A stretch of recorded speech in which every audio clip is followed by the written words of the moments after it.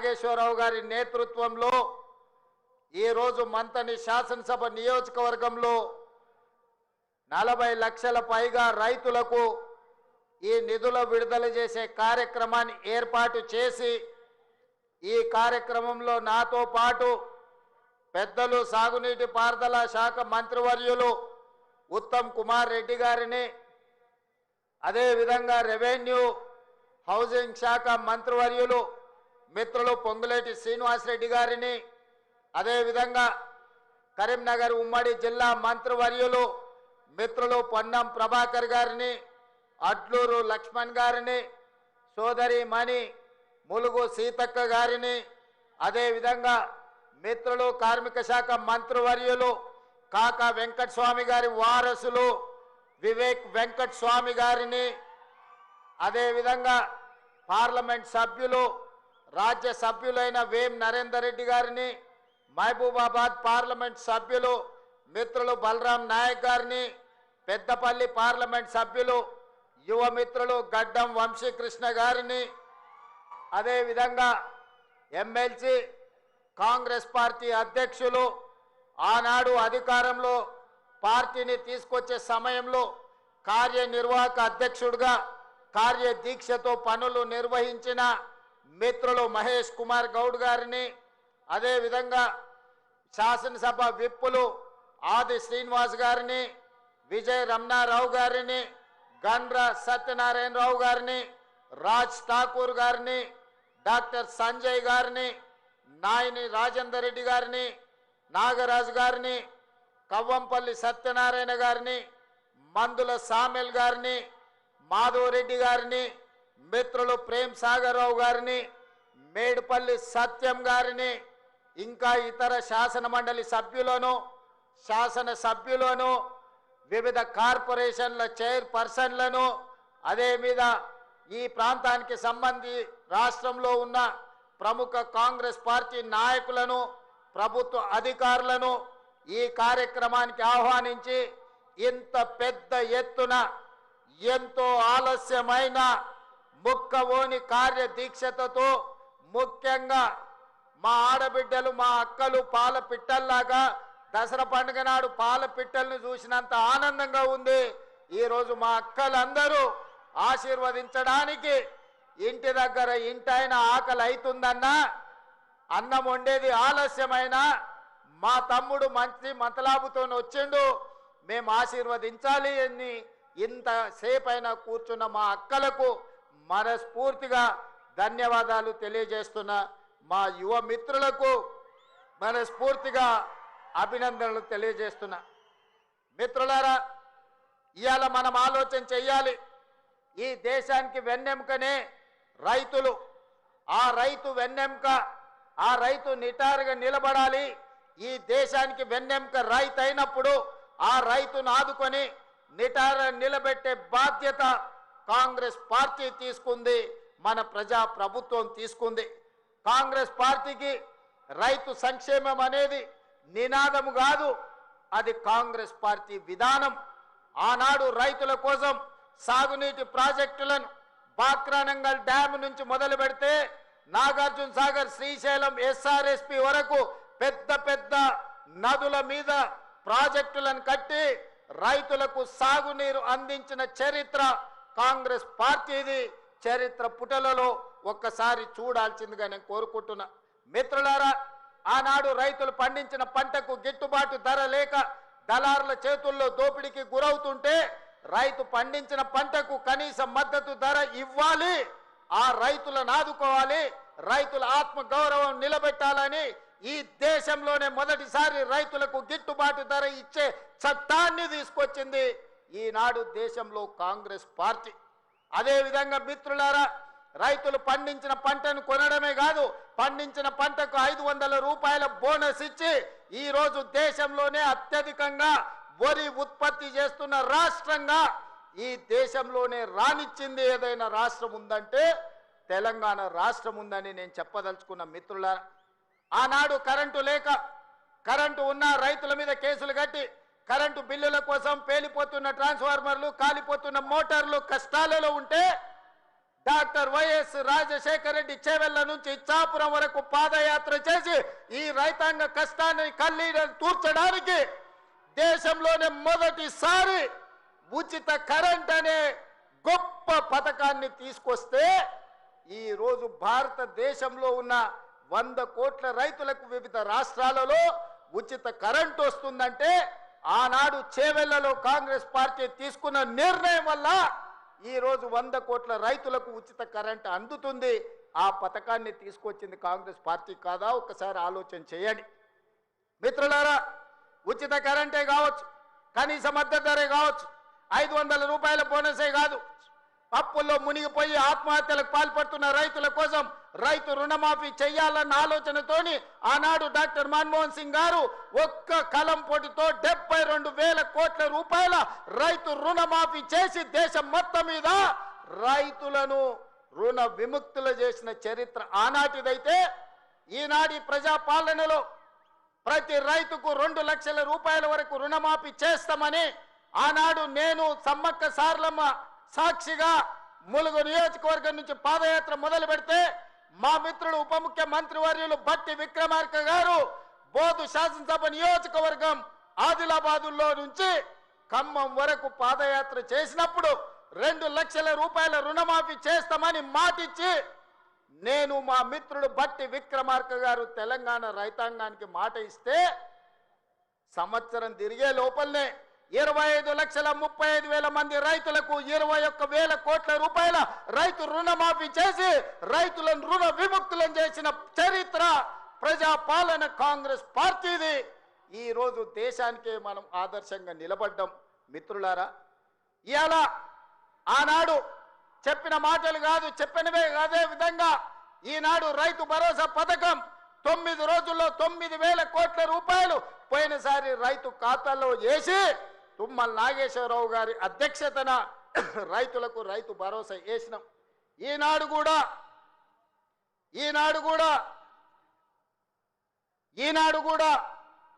రైతు భరోసాలో భాగంగా మొదటి విడతగా 3,500 కోట్లు, రెండవ విడత 2,200 కోట్లు, మొత్తం 5,700 కోట్లు ఈరోజు రైతుల ఖాతాలో రైతు భరోసా వేసి వచ్చే నెలలో ఇంకా 3,300 కోట్ల రూపాయలు రైతు భరోసా పథకంలో భాగంగా 9,000 కోట్ల రూపాయలు ఇవాళ రైతుల ఖాతాలో వేసి రైతుల కళ్ళల్లో ఆనందం చూడాలి.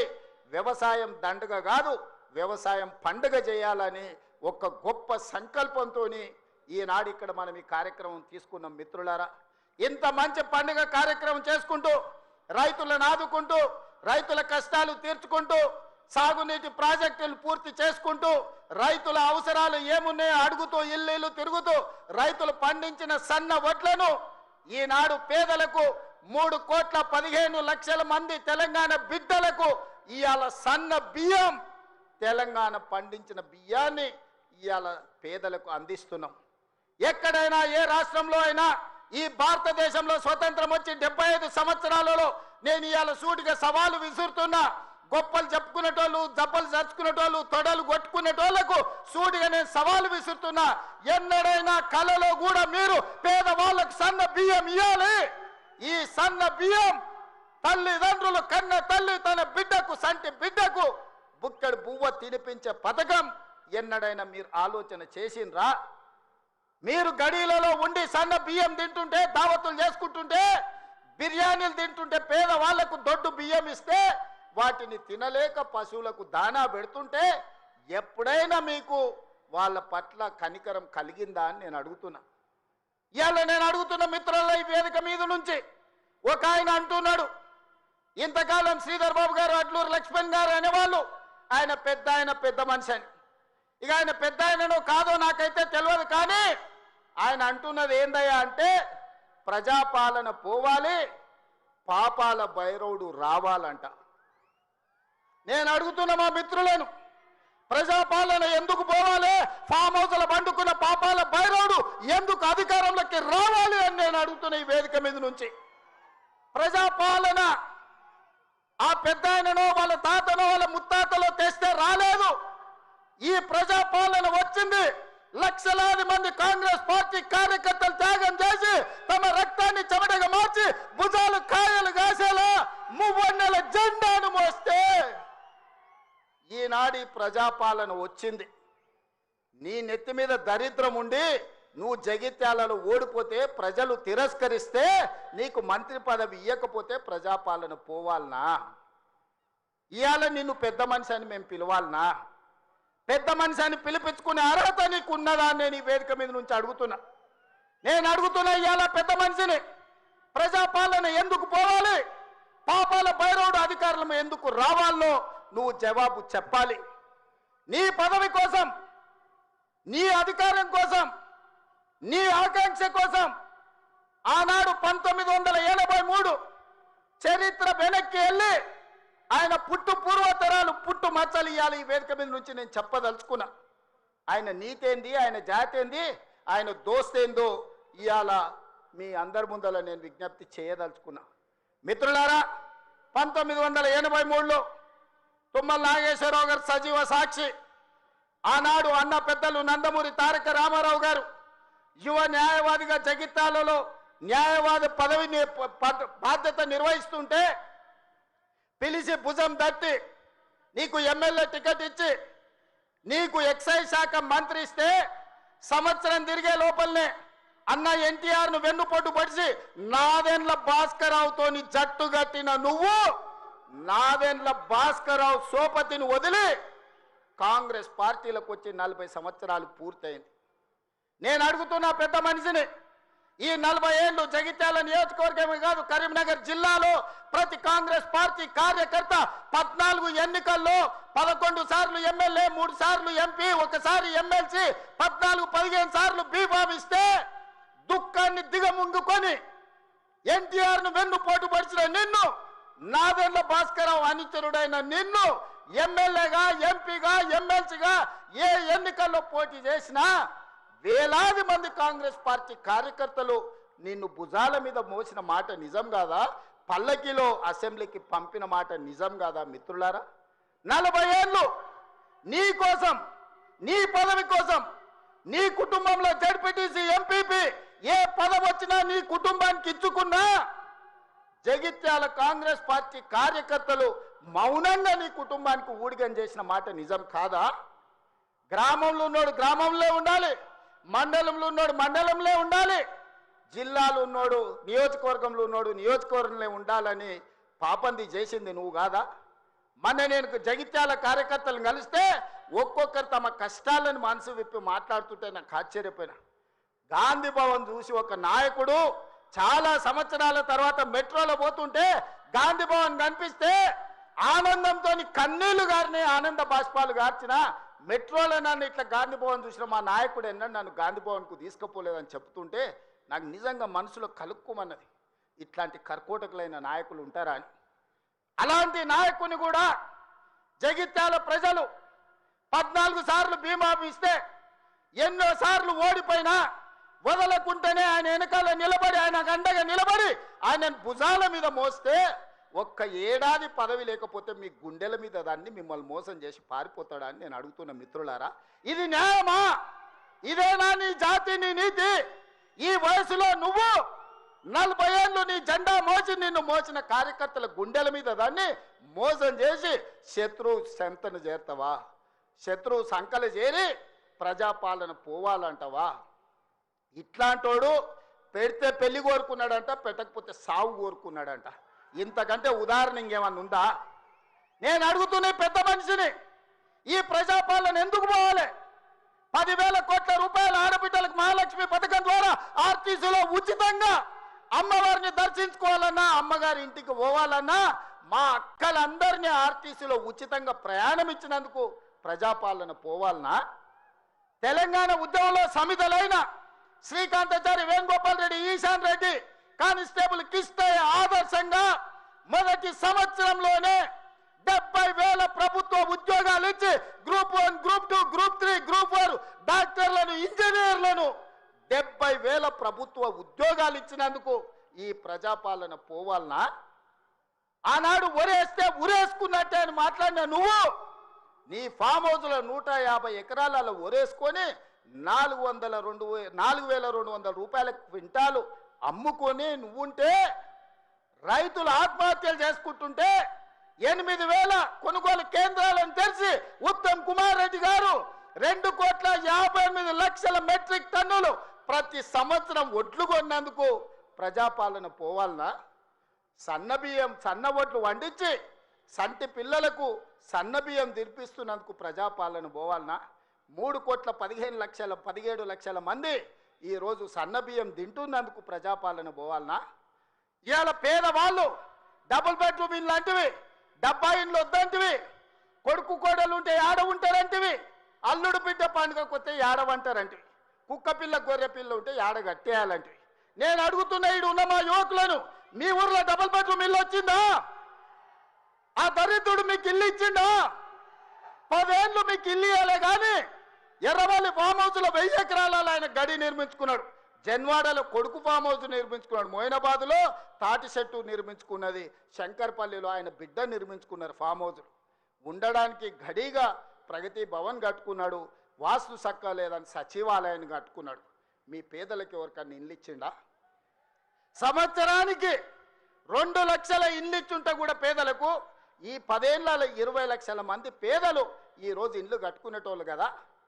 తండాలలో గూడాలలో మారుమూల పల్లెల్లో ఉన్న ఆదివాసీలు లంబాడీలు గిరిజనులు లేకపోతే ఇతర పేదలు ఇల్లు కట్టుకునేటోళ్ళు ఉండేటోళ్ళు కదా. 20 లక్షల కోట్లు ఖర్చు పెట్టినావు కానీ 20,000 ఇండ్లు కూడా పేదలకు ఇయ్యలేకపోయినావు. ఈరోజు 4.5 లక్షల ఇండ్లు పేదవాళ్లకు ఇందిరమ్మ ఇండ్లు ఇచ్చిన మాట నిజం కాదా? ఈరోజు మీ గ్రామాలలో ఇందిరమ్మ ఇండ్లు కట్టుకుంటున్నది నిజం కాదా? మిత్రులారా, గుండె మీద చేసుకొని ఆలోచన చెయ్యండి. ఇలా పేదలకు 4.5 లక్షల ఇందిరమ్మ ఇండ్లు ఇచ్చినందుకు ప్రజాపాలన పోవాలనా? డబుల్ బెడ్రూమ్ ఇండ్లతో మోసం చేసిన పాపాల బైరోడు రావాలనా? ఒక్కసారి ఆలోచన చేయండి మిత్రులారా.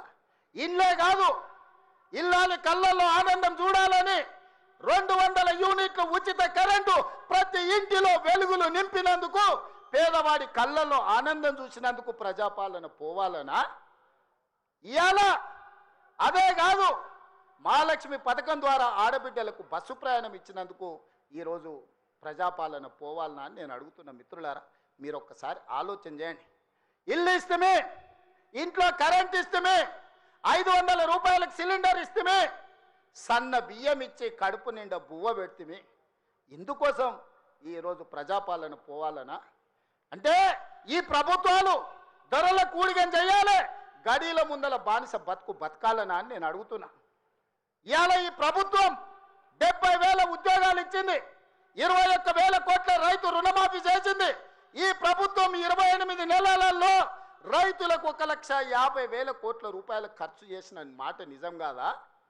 ఆనాడు మా అక్కలీడు ఉన్నారు, పాలపిట్టల లెక్క బతుకమ్మ చీరలు ఇచ్చితే ఏం చేసిండ్రక్క? పొలాల కాడ పిట్టలను బెదరగొట్టడానికి గట్టి రావునా? ఎన్నడన్నా ఈ తెలంగాణలో ఏ ఆడబిడ్డ అన్నా బతుకమ్మ చీరలు కట్టుకున్నారా? ఎన్నడన్నా పండుగ చేసుకున్నారా? నేను ఇవాళ మా అక్కల్ని అడుగుతున్నా, ఇందరమ్మ చీరలు మా సీతక్క మీకు పంచుతే ఈరోజు వేలాది మంది పాలపిట్టలక్క చీరలు కట్టుకొని మా తమ్ముడు వచ్చిండు, మాకు చీర పెట్టిండు, మాకు సారె పెట్టిండు, మా తమ్ముడిని ఆశీర్వదించాలని ఇవాళ వేలాది మంది మా అక్కల ఆత్మగౌరవంతో కట్టుకురు. ఈ పక్కలు ఉన్న మా సోదరులు, అమ్మో మా ఆవిడ కూడా మంచిగా అందంగా ఉందే ఏందో అనుకున్నా అని పాలపిట్ట చీరల భార్యను చూసి సంతోషపడుతురు. ఇవాళ 1 కోటి మంది ఆడబిడ్డలకు 1 కోటి చీరలు ఇచ్చినందుకు, ఇందిరమ్మ చీరలు ఇచ్చి వాళ్ళ కళ్ళల్లో ఆనందం చూసినందుకు ఇవాళ మేము దిగిపోవాలనా? 67 లక్షల స్వయం సహాయక సంఘాలకు మా సీతక్క 57,000 కోట్ల రూపాయల బ్యాంకు లింకేజ్ ఇచ్చినందుకు, ఆడబిడ్డల్ని శ్రీమంతులను చేసినందుకు మేము దిగిపోవాలనా? 1 కోటి ఆడబిడ్డల్ని కోటీశ్వరులను చేయాలనే లక్ష్యం పెట్టుకున్నందుకు ఈరోజు ప్రజాపాలన పోవాలనా? నేను అడగదలుచుకున్న ఇవాళ ప్రజాపాలన పోవాలి, పాపాల బైరోడు రావాలి అనేటువంటి నేను ఈ వేదిక మీద నుంచి నిలదీయదలుచుకున్నా. నీకు సిగ్గు శరము ఏమైనా ఉన్నదా ఈ మాట మాట్లాడడానికని? నీకు పదవి రాకపోతే ప్రజాపాలన పోవాలనా? ఇవాళ రైతులను పొట్టన పెట్టుకొని ఈ పాపాల బైరోడు చేసిన పాపాలు మీకు తెలియదా? ఈరోజు ఎన్ని పథకాలు ఏమేమి ఉన్నాయో నేను చెప్పితే రామాయణం అంతా రాసుకుంటే భారతం అంతా అయితే పథకాల గురించి మీకు అందరికీ తెలుసు. నిరుద్యోగ యువకుల గురించి కానీ, విద్యార్థుల గురించి కానీ, ఉద్యమకారుల గురించి కానీ, మహిళల గురించి కానీ, మైనార్టీల గురించి కానీ, రైతుల గురించి కానీ, ఈరోజు దళితులు, గిరిజనులు, ఆదివాసుల గురించి కానీ ప్రభుత్వం అమలు చేస్తున్న పథకాలు మీకు తెలియదా? అంతెందుకు ఈ ప్రాంతంలో ఉండే సమ్మక్క సారలమ్మ జాతరకు ఎన్నడన్నా సమ్మక్క సారలమ్మ దర్శించుకోవడానికి ఎన్నడన్నా కేసీఆర్ వచ్చిన ఆడే? 2 ఏళ్లలో 100 కోట్లు పెట్టి సమ్మక్క సారలమ్మ మందిరాన్ని ప్రపంచానికి ఆదర్శంగా నిర్మించినందుకు మేము దిగిపోవాలనా? పేదల దైవాన్ని గౌరవించినందుకు మేము దిగిపోవాలనా? వేములవాడ రాజన్నకు నా లగ్గం ఈయనే అయింది, నా లగ్గం అయినందుకన్నా 100 కోట్లు ఇస్తా అన్నాడు. ఒక్క బుడ్డ రూపాయి కూడా ఇవ్వకపోతే మా ఆది శ్రీనివాస్ వస్తే 127 కోట్లు ఇచ్చి ఈరోజు వేములవాడ రాజన్న మందిరాన్ని నిర్మిస్తున్నాం. అందుకోసం ప్రజాపాలన పోవాలనా? బాసర సరస్వతి విజ్ఞాన జ్యోతి, బాసర సరస్వతిని 100 కోట్ల రూపాయలతో బాగు చేస్తున్నందుకు ప్రజాపాలన దిగిపోవాలనా? ఇవాళ చిన్న కాళేశ్వరంలో కాళేశ్వరం ముక్తేశ్వర మందిరాన్ని ప్రారంభించుకుంటున్నందుకు ఈ ప్రభుత్వం దిగిపోవాలనా? సరస్వతి పుష్కరాలను నిర్వహించుకున్నందుకు పోవాలనా? భద్రాచలంలో రాములవారి గుడిని నిర్మించుకుంటున్నందుకు ఈరోజు ప్రజాపాలన దిగిపోవాలనా? బాసర నుంచి భద్రాచలం వరకు గోదావరి పుష్కరాలను గొప్పగా నిర్మించుకోవాలి, గొప్పగా జరుపుకోవాలి, దేశంలో ఉండే భక్తులందరూ రావాలని ఏర్పాట్లు చేసుకున్నందుకు ఈరోజు ప్రజాపాలన పోవాలనా? దేనికి పోవాలని నేను అడుగుతున్నా. ఏమొచ్చింది, ఏమయ్యింది? మేడిపల్లి సత్యం, కవంపల్లి సత్యనారాయణ, ఆది శ్రీనివాస్, రాజ్ ఠాకూర్, అదేవిధంగా విజయరమణారావు, అడ్లూరి లక్ష్మణ్, పొన్నం ప్రభాకర్, శ్రీధర్ అయితే ఎన్నోసార్లు గెలిచిండ్రు. వీళ్ళందరూ మొదటిసారి ఎమ్మెల్యేలు గెలిస్తే ఇంత పొడుగు అంత పొడుగు అంటివి, లావుమని అడగడు లడాయిపోతే వెనకాల 3 నూకుడు మనగాళ్ళు అంటివి. వాళ్ళతో పాటు నీకు టికెట్ ఇస్తమే, సొమ్ములు ఇస్తమే. నీ నెత్తి మీద దరిద్రం ఉండి నీ బుద్ధి సక్కాలేక జగిత్యాల ప్రజలు బండకేసి కొడితే అది మా తప్ప? ఎమ్మెల్యేలకు బండకేసి కొడితే ఎంబడే ఎంపీ టికెట్ ఇస్తే బొంద పెట్టిరు వాళ్ళు, అది మా తప్ప? పార్టీ తప్ప? ఏం తక్కువ చేసింది నీకు పార్టీ? ఒక్క ఏడాది నిన్ను నమ్ముకున్న కార్యకర్తల కోసం ఓపిక పట్టవా? అలాంటి నువ్వు దుర్మార్గుడు శత్రు సంకలు చేరి వాళ్ళ సంక నాక్కుంటూ ఇవాళ ప్రజాపాలన పోవాలి అని అంటావా నువ్వు? ఇదా నీ బుద్ధి, నీ నీతి? నేను ఇవాళ ఈ వేదిక మీద నుంచి పాపాల బైరోడు ఎందుకు రావాలన్నాయని నేను అడగదలుచుకున్నా.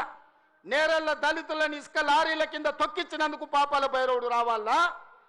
ఖమ్మం జిల్లాలో గిట్టుబాటు ధర అడిగిన గిరిజన బిడ్డలకు బేడీలు వేసి నడి బజార్లో నడిపించినందుకు పాపాల బైరోడు అధికారంలోకి రావాలనా? గ్రూప్ 1 పరీక్షలలో పరీక్షా పత్రాలను జిరాక్స్ సెంటర్లలో పల్లి బఠానీలలా కమ్మి లక్షలాది మంది నిరుద్యోగ యువకుల ఉసురు కొట్టుకున్నందుకు పాపాల బైరోడు రావాలనా? పండించిన పంట కొనుగోలు చేయక ఉరేసుకున్నట్టే అన్న పాపాల బైరోడు ఇవాళ రావాలనా?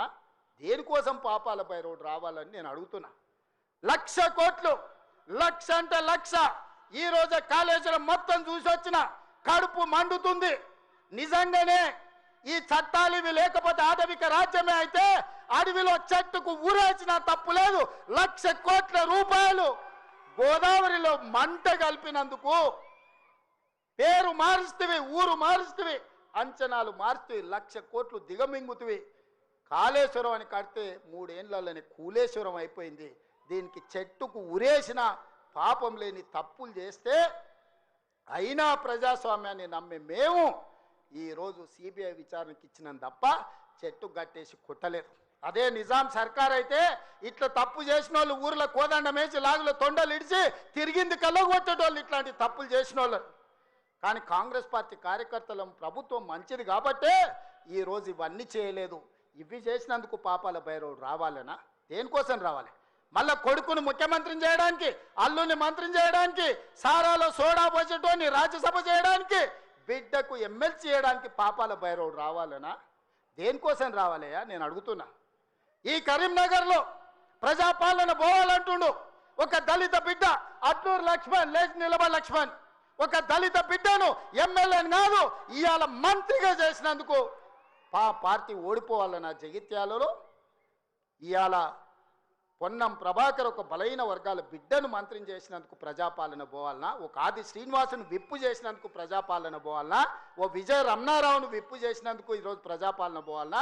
శ్రీధర్ బాబు గారి నేతృత్వంలో నడుస్తున్న ఈ ప్రభుత్వం ప్రజాపాలన పోవాలి నా మిత్రులారా మీరు చెప్పండి.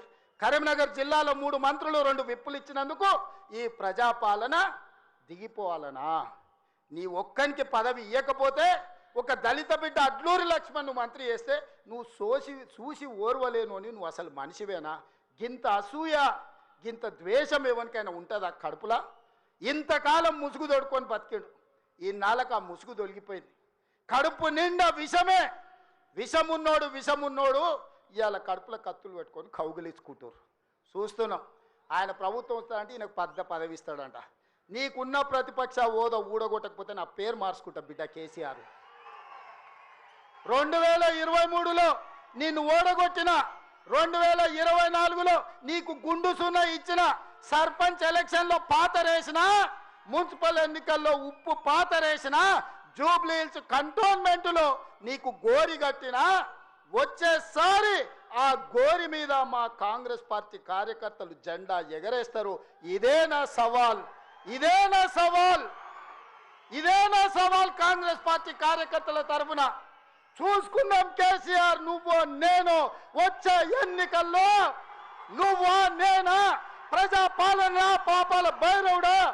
మా కాంగ్రెస్ పార్టీ కార్యకర్తల లక్షలాది మంది 10 ఏళ్ళు కేసులు కట్టుకొని జైలుకు పోయి ప్రాణాలు వదిలి ఊపిరి బిగబట్టి జెండా మోసి అధికారంలోకి వస్తే పాపాల భైరవుడు రావాలి, ప్రజా పాలన పోవాలి అని మాట్లాడడానికి నీకు సిగ్గెట్లొచ్చిందని నేను అడుగుతున్నా మనిషిని.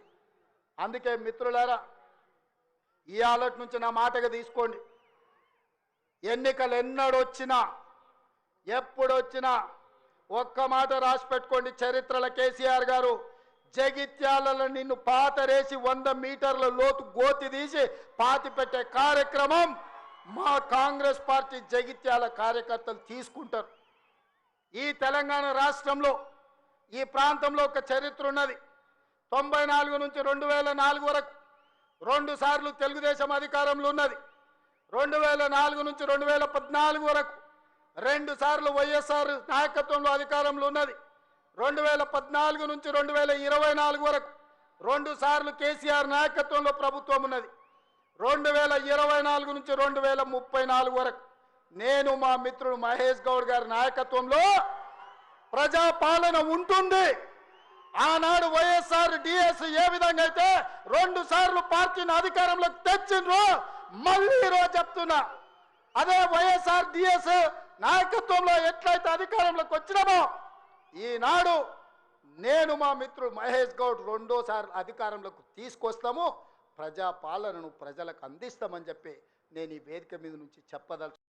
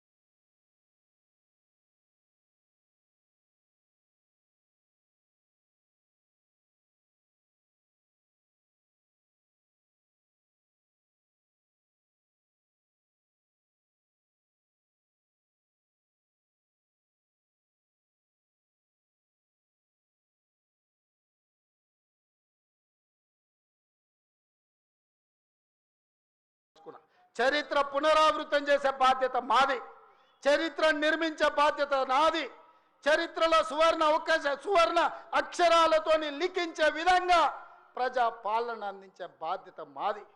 ప్రభుత్వ ఉద్యోగాలు ప్రైవేటు ఉద్యోగాలే కాదు, హైదరాబాదు నగరాన్ని మహానగరంగా నిర్మించుకునే బాధ్యత మాది.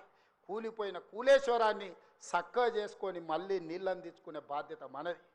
పాలమూరు రంగారెడ్డి ఎత్తిపోతలు కావచ్చు, జూరాలు కావచ్చు, భీమా కావచ్చు, నెట్టంపాడు కావచ్చు, కోయిల్సాగర్ కావచ్చు, శ్రీరామ్ సాగర్ కావచ్చు, దేవాదులు కావచ్చు, సీతారామ ప్రాజెక్టు కావచ్చు, కాళేశ్వరం ప్రాజెక్టు కావచ్చు, మా మిత్రుడు చెప్పిన చిన్న కాళేశ్వరాన్ని పూర్తి చేపించే బాధ్యత నాది. మిత్రులారా, మీకు అండగా నిలబడి మీరు అండగా ఉండండి, నాతో పాటు నడవండి.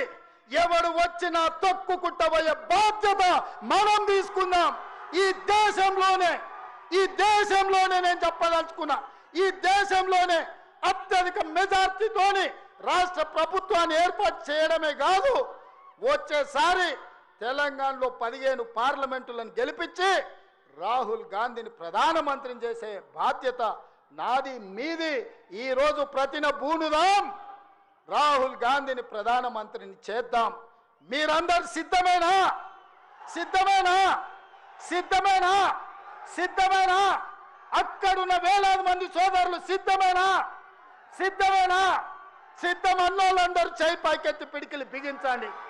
వేదిక మీద ఉన్న సోదరులు కూడా, నాయకులందరూ నిలబడి చేతులు ఎత్తండి. మీరందరూ నిలబడి చేతులు ఎత్తండి. జై కాంగ్రెస్, జై జై కాంగ్రెస్. రాహుల్ గాంధీ నాయకత్వం, రాహుల్ గాంధీ నాయకత్వం. సంపూర్ణమైన విశ్వాసం వచ్చింది మిత్రులారా. ప్రజాపాలన और एक बार కాంగ్రెస్ సర్కార్ అనాలి, సరేనా? और एक बार నేనంటే కాంగ్రెస్ సర్కార్ అని మీరు అనాలి. రెడీనా? రెడీనా? और एक बार, और एक बार, और एक बार, और एक बार, और एक बार, और एक बार. कांग्रेस सरकार, कांग्रेस सरकार, कांग्रेस सरकार. और एक बार, और एक बार. कांग्रेस सरकार, कांग्रेस सरकार.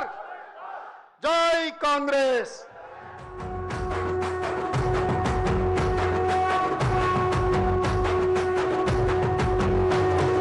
మూడు రంగుల జెండా బట్టి సింగమోలే కదిలినాడు ఒక్కరు కాంగ్రెస్ సూర్యుడు. మన రేవంత్ అన్న నిగ్గదీసి అడిగే మునగాడు. విడు భూమిన వానైతాడు, బీద సాదల ధైర్యం